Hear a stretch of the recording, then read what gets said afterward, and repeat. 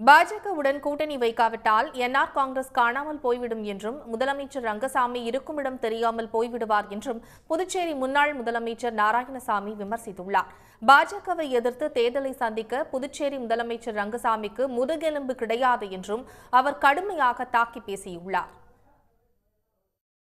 நீங்கள் பாரதிய ஜனதாவோடு கூட்டணி சேர்ந்து தேர்தலில் நிற்பீர்களா, 2026 நிற்பீர்களா என்று கேட்டதற்கு பதில் சொல்லாமல் ரங்கசாமி ஓடிவிட்டார்.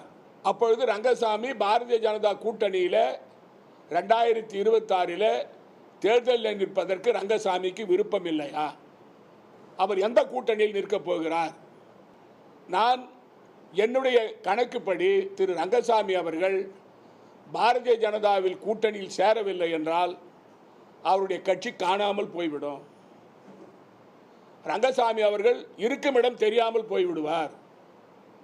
என்ஆர் காங்கிரஸ் கட்சி சுக்குநூறாக உடைந்துவிடும்.